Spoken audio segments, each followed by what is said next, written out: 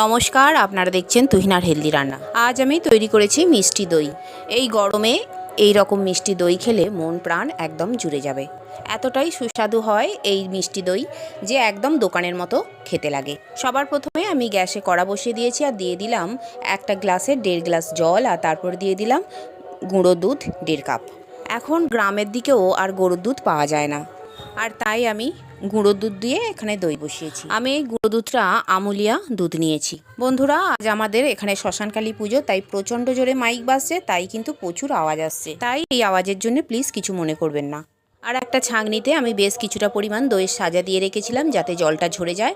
এখন আমি সেটা একটা বাটিতে নিয়ে নিয়েছি আর একটা চামচে করে সেটা বেশ কিছুক্ষণ সময় ধরে ফেটিয়ে নেব। এদিকে আমার দুধটাও ফুটছে, দুধেও হাতা দিতে হবে অনবরত, কারণ না হলে সর পড়ে যাবে, আর এই সর পড়ে গেলে কিন্তু দই ভালো হবে না। একবার আমি দুধে হাতা দিয়ে দেবো, আবার একবার আমি এইভাবে দইটাকে ফেটিয়ে নেব। এখন আমার দুধটা অনেকটাই ঘন হয়ে গেছে, এতে দিয়ে দিলাম 4 চামচের মতো চিনি।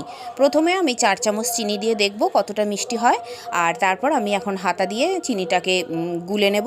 বেশ কিছুক্ষণ হাতা দিলে আর দুধটা ফুটলেই চিনিটা গলে যাবে, আর এরপর আমি একটু টেস্ট করে দেখে নেব যে আর মিষ্টি লাগবে কিনা।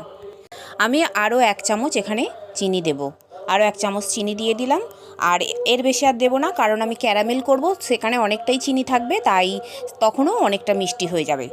এইদিকে আমার দুধটা প্রায় ফোটানো হয়ে গেছে, আর দুধটা আগের থেকে অনেকটাই মরে গেছে। এখন আমি এটাকে সরিয়ে রাখলাম আর একটা ছোট কড়া বসিয়ে নিলাম, এতে আমি চিনির ক্যারামেল তৈরি করে নেব। এখানে দিয়ে দিলাম 3 চামচের মতো চিনি আর একটুখানি জল। এখন কিছুক্ষণ অপেক্ষা করব, আর চারিদিকটা যখন লালচে কালার এসে যাবে তখন একটা খুন্তি দিয়ে একটু নাড়াচাড়া করে নেব।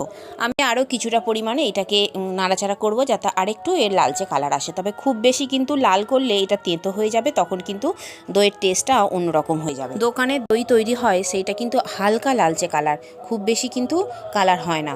এখন আমি এই ক্যারামেলের ওপরে দিয়ে দেবো 2 হাতার মতো দুধ, আর ভালো করে এইটাকে মিশিয়ে নেব। বেশ কিছুক্ষণ সময় ধরে আমি ওই খুন্তি দিয়ে নাড়াচাড়া করব যাতে দুধের সঙ্গে ভালো করে এটা মিশে যায়। এখন আমার এই ক্যারামেলটা একদম রেডি হয়ে গেছে, আর দুধ দিয়ে আমি বেশ এইটাকে ভালো করে ফুটিয়েও নিয়েছি। আর এখন আমি এই কড়াটা নামিয়ে নেব, আর অন্য ওই দুধের কড়াটা আমি আবার বসিয়ে দেব।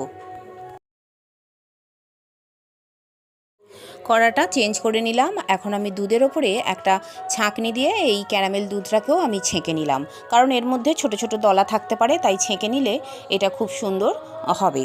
আর এখন হাতা দিয়ে একটুখানি ভালো করে মিশিয়ে নেব আর একবার ফুটিয়ে নেব। আর এখন আমার সব কিছুই মোটামুটি রেডি হয়ে গেছে, দুধটা আমার অনেক ঘন হয়ে গেছে। আর এখন আমি যে জায়গাতে দইটা বসাবো সেই জায়গাতে আমি দইয়ের সাজাটা দিয়ে দেব।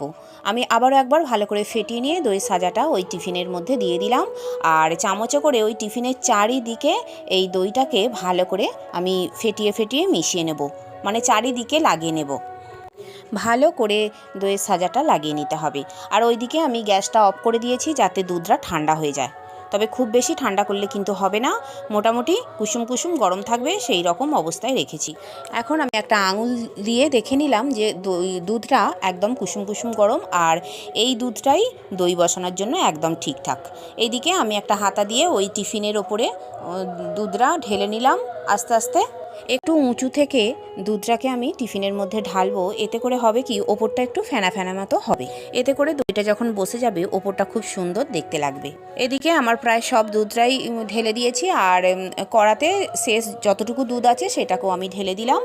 এবারে একটা চামচ দিয়ে আমি এই দুধটাকে ভালো করে একটুখানি মিশিয়ে নিলাম যাতে করে দইয়ের সাজাটার সঙ্গে ভালো করে মিশে যায়।